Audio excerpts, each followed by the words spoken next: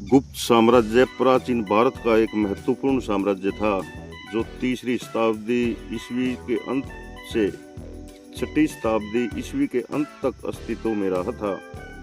इसे भारत के इतिहास का स्वर्ण युग कहा जाता है, खासकर कला, साहित्य, विज्ञान और धर्म के क्षेत्र में इसकी उपलब्धियों के कारण। गुप्त साम्राज्य की स्थापना श्री गुप्त ने की थी, लेकिन चंद्रगुप्त प्रथम को राजवंश का वास्तविक संस्थापक माना जाता है। चंद्रगुप्त प्रथम ने लिच्छवी राजकुमारी कुमार देवी से विवाह करके अपनी स्थिति मजबूत की थी और अपने राज्य का विस्तार किया था। इसके बाद समुद्रगुप्त और चंद्रगुप्त द्वितीय जैसे प्रतापी शासकों ने साम्राज्य को और शक्तिशाली बनाया था। श्री गुप्त वंश के संस्थापक, लेकिन उनका शासनकाल बहुत ही स्पष्ट नहीं है। घटोत्कच श्रीगुप्त के उत्तर और उत्तराधिकारी थे, इनका शासनकाल भी बहुत स्पष्ट नहीं हो सका। चंद्रगुप्त प्रथम गुप्त साम्राज्य के वास्तविक संस्थापक माने जाते हैं। उन्होंने लिच्छियों के साथ वैवाहिक संबंध स्थापित किए और अपने राज्य का विस्तार किया था। समुद्रगुप्त विशाल साम्राज्यवादी शासक थे जिन्होंने दक्षिण भारत तक विजय प्राप्त की थी। उन्हें भारत का नेपोलियन भी कहा जाता है। चंद्रगुप्त द्वितीय समुद्रगुप्त के पुत्र थे जिन्होंने कला, साहित्य और विज्ञान को संरक्षण दिया था। कुमारगुप्त नालंदा विश्वविद्यालय की स्थापना का श्रेय इन्हीं के हाथ हो जाता है। स्कंदगुप्त हुनों के आक्रमण को सफलतापूर्वक विफल करने वाले, लेकिन उनके शासनकाल के बाद गुप्त साम्राज्य का पतन हो गया था। गुप्त काल की कला, साहित्य, विज्ञान और धर्म के क्षेत्र में अभूतपूर्व प्रगति के कारण इसे स्वर्ण युग कहा जाता है। इस काल में मंदिर, मूर्तियां और चित्रकला का विकास हुआ था। कालिदास, आर्यभट्ट, वराहमिहिर, विष्णु शर्मा जैसे महान साहित्यकारों और वैज्ञानिकों ने इस युग को समर्थ किया था। गुप्त प्रशासन विकेंद्रित था, जिसमें स्थापना, स्थानीय शासक और सामंतों की भूमिकाएं महत्वपूर्ण थी। तो दोस्तों, गुप्त साम्राज्य प्राचीन भारत का एक महत्वपूर्ण और समृद्ध साम्राज्य था, जिसने भारतीय संस्कृति, कला, साहित्य, विज्ञान के क्षेत्र में महत्वपूर्ण योगदान दिया था। हुनों के आक्रमणों के कारण और आंतरिक विद्रोह के कारण और दुर्बल शासकों की वजह से इस शासन का भी पतन हो गया था। तो दोस्तों, आज मैं गुप्त साम्राज्य के बारे में आपसे चर्चा करूंगा। आशा है मेरा ये वीडियो आपको पसंद आएगा।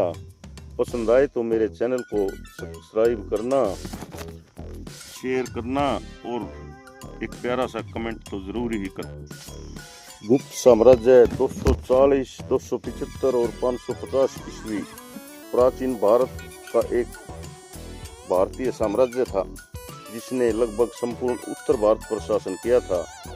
इतिहासकारों द्वारा इस अवधि को भारत का स्वर्ण युग कहा जाता है। और मौर्य वंश, शुंग वंश पतन के बाद दीर्घकाल में हर्ष तक भारत में राजनीतिक एकता स्थापित नहीं रही। कुषाण और सातवाहनों ने राजनीतिक एकता लाने का प्रयास किया था। मौर्योत्तर काल के उपरांत तीसरी शताब्दी ईस्वी में 3 राजवंशों का उदय हुआ, जिनमें मध्य भारत में नागशक्ति, दक्षिण भारत में वाकाटक और पूर्वी में गुप्त वंश प्रमुख हैं। मौर्य वंश के पतन के पश्चात नष्ट हुई राजनीतिक एकता को पुनः स्थापित करने का श्रेय गुप्त वंश को जाता है। गुप्त साम्राज्य की नींव तीसरी शताब्दी के चौथे दशक में तथा उत्थान चौथी शताब्दी की शुरुआत में हुआ था। गुप्त वंश का प्रारंभिक राज्य आधुनिक उत्तर प्रदेश और बिहार में था। साम्राज्य के पहले शासक चंद्रगुप्त प्रथम थे, जिन्होंने विवाद द्वारा लिच्छवी के साथ गुप्त को एकजुट किया। उनके पुत्र एक प्रसिद्ध समुद्रगुप्त ने विजय के माध्यम से साम्राज्य का विस्तार किया। ऐसा लगता है कि उनके अभियानों ने उत्तरी और पूर्वी भारत में गुप्त शक्ति का विस्तार किया और मध्य भारत और गंगा घाटी के कुलीन राजाओं और उन क्षेत्रों को वस्तुतः समाप्त कर दिया, जो तब गुप्त वंश के प्रत्यक्ष प्रशासनिक नियंत्रण में आ गए थे। साम्राज्य के तीसरे शासक चंद्रगुप्त द्वितीय उज्जैन तक साम्राज्य का विस्तार करने के लिए उन्हें मनाया गया, लेकिन उनका शासनकाल सैन्य विजय की तुलना में सांस्कृतिक और बौद्धिक उपलब्धियों से अधिक जुड़ा हुआ था। उनके उत्तराधिकारी कुमारगुप्त, स्कंदगुप्त और अन्य ने दुनास पर आक्रमण के साथ साम्राज्य के क्रमिक निधन को देखा। 6वीं शताब्दी के मध्य तक जब राजवंश का अंत हुआ तो राज्य एक छोटे से आकार में घट गया। गुप्त साम्राज्य का उदय 3री शताब्दी के अंत में प्रयाग के निकटवर्ती कौशाम्बी में हुआ था। जिस प्राचीनतम गुप्त राजा के बारे में पता चला है वो श्रीगुप्त। हालांकि प्रभावी गुप्त पूरा ताम्र लेख होते हैं उन पर उन्हें आदि राज कहकर संबोधित किया गया है।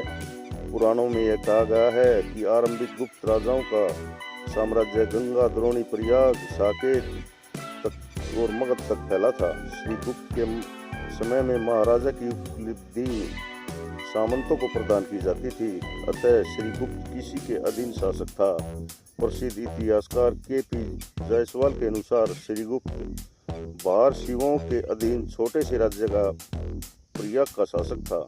चीनी यात्री इत्सिंग के अनुसार मगध के मृग शिखावन में एक मंदिर का निर्माण करवाया था तथा मंदिर के व्यय में 24 गांव दान दिए गए थे। चंद्रगुप्त द्वितीय की बेटी गुप्त राजकुमारी प्रभावती गुप्ता के पुणे और सिद्धपुर शिलालेखों में कहा गया है कि वह धारणा गोत्र से संबंधित थी। कुछ इतिहासकार जैसे एस पटलेकर ने सिद्धांत दिया कि गुप्त मूल रूप से वैश्य थे, क्योंकि कुछ प्राचीन भारतीय ग्रंथ जैसे विष्णु पुराण इसके सदस्यों के लिए गुप्त वैश्य वर्ण का उपनाम लिखते हैं। इस सिद्धांत के आलोचकों का तर्क है कि गुप्त प्रत्यक्ष रूप से गुप्त काल के पहले, बाद और उसके दौरान कई गैर वैश्य राजाओं के नाम में आता है और इसे गुप्त राजाओं के वैश्य होने का ठोस प्रमाण नहीं माना जा सकता। घटोत्कच। श्रीगुप्त के बाद उनका पुत्र घटोत्कच गद्दी पर बैठा और उसने 320 ईस्वी तक गुप्त साम्राज्य का शासन किया। वह स्याही परिवार का वंशज रहा हो सकता है। प्रभावती गुप्त के पूना रिद्धपुर ताम्र पत्र में घटोत्कच को गुप्त वंश का प्रथम राजा बताया गया है। इस राज्य का संभवतः मगध के आसपास तक ही जो सीमित था। चंद्रगुप्त प्रथम। 320 में चंद्रगुप्त प्रथम अपने पिता घटोत्कच के बाद राजा बना। चंद्रगुप्त वंशावली में पहला स्वतंत्र शासक था। इसने महाराजा धीराज की उपाधि धारण की थी। चंद्रगुप्त ने लिच्छवी संघ को अपने साम्राज्य में सम्मिलित कर लिया। इसका शासनकाल 320 से 335 ईस्वी तक था। चंद्रगुप्त ने गुप्त संवत की स्थापना 319 से 320 में की थी। गुप्त संवत तथा शक संवत के मध्य 241 वर्ष का अंतर था। पुराणों तथा हरि से लिखित प्रयाग प्रशस्ति में चंद्रगुप्त प्रथम के राज्य विस्तार के विषय में जानकारी मिलती है। चंद्रगुप्त ने लिच्छियों को अपने साथ सहयोग और समर्थन पाने के लिए उनकी राजकुमारी कुमार देवी से विवाह किया। स्मिथ के अनुसार इस वैवाहिक संबंध के परिणाम स्वरूप चंद्रगुप्त ने लिच्छियों का राज्य प्राप्त कर लिया तथा मगध उसके सीमावर्ती क्षेत्रों में आ गया। कुमार देवी के साथ विवाह संबंध करके चंद्रगुप्त प्रथम ने वैशाली राज्य प्राप्त किया। चंद्रगुप्त ने जो सिक्के चलाए उसमें चंद्रगुप्त और कुमार देवी के चित्र अंकित होते थे। लिच्छियों के दूसरे राज्य नेपाल के राज्य को उसके पुत्र समुद्रगुप्त ने मिलाया था।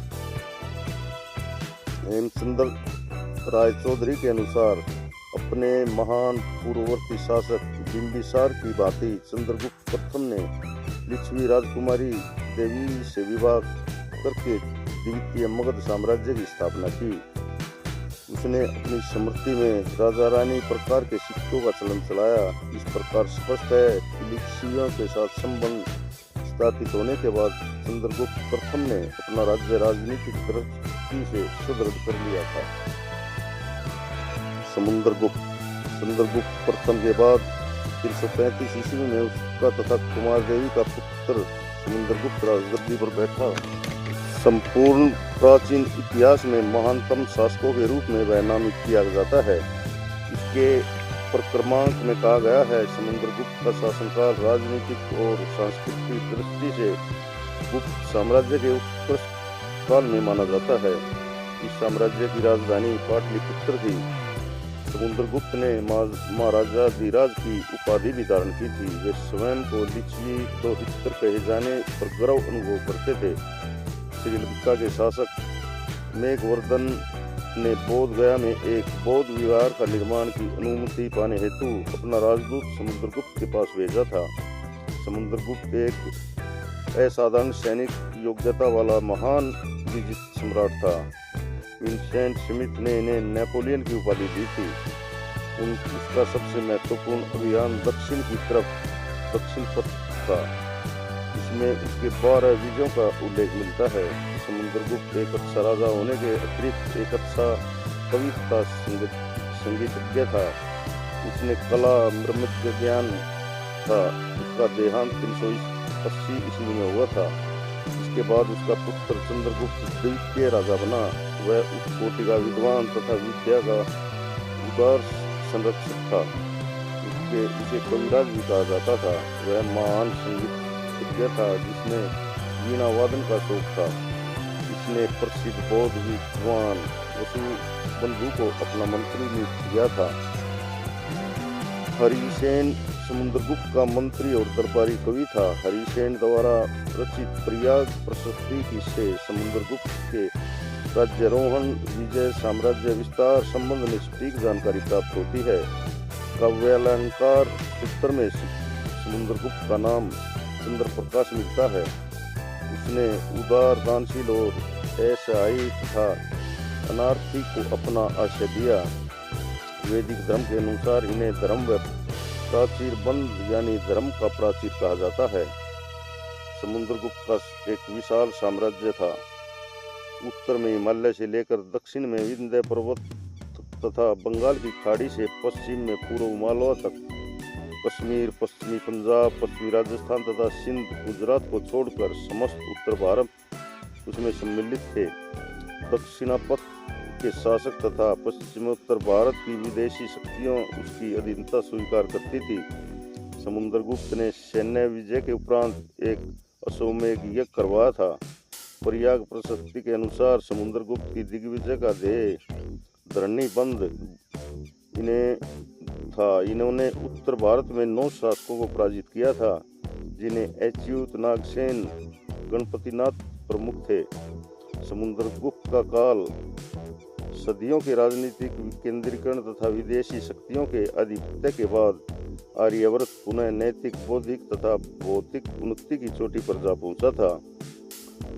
समुद्रगुप्त के बाद रामगुप्त सम्राट बना, लेकिन इसके राजा बनने की विभिन्न विद्वानों में मतभेद है।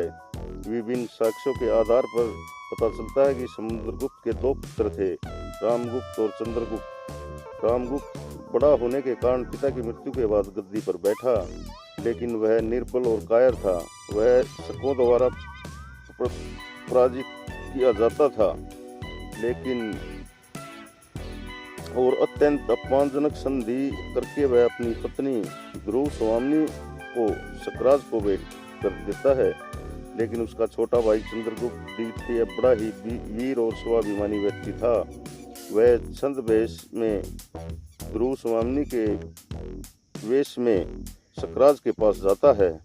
फलतः रामगुप्त निंदनीय होता है और उसके बाद चंद्रगुप्त द्वितीय ने अपने बड़े भाई रामगुप्त की हत्या करके वह पत्नी सहित राजगद्दी पर बैठ जाता है और गुप्त वंश का शासक बन जाता है। चंद्रगुप्त द्वितीय ने 369 ईस्वी में सिंहासन पर वह आसीन हुआ। वह चंद्रगुप्त की प्रधान महिषी दत्तदेवी से हुआ।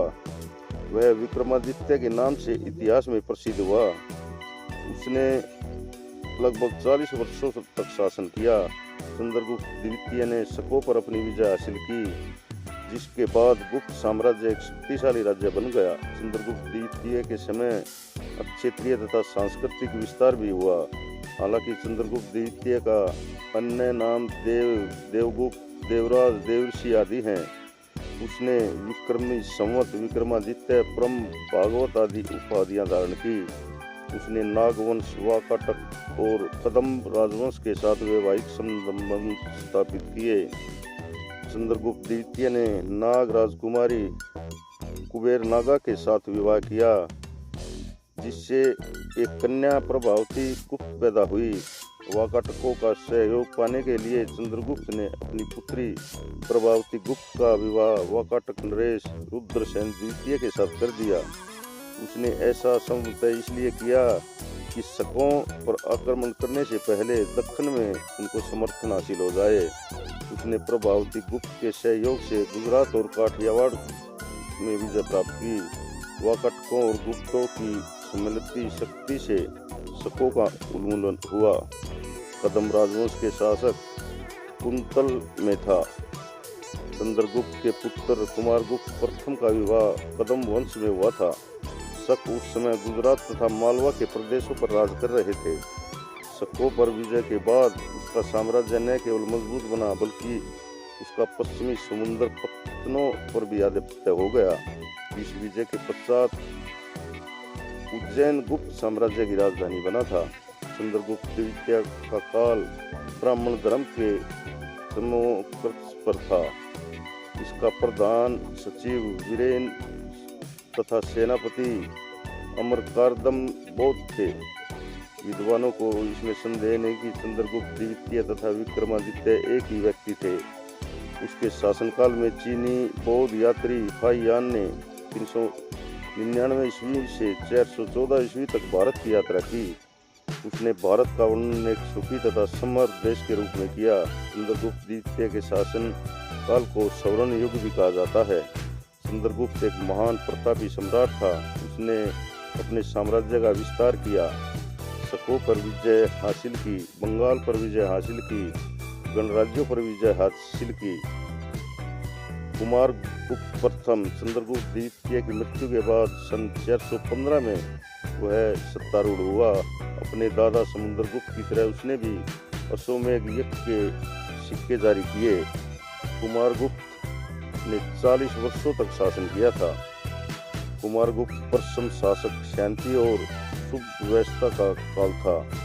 साम्राज्य की उन्नति के पराकाष्ठा पर था, जिससे अपने साम्राज्य का अधिक संगठित और सुशोभित बनाए रखा था।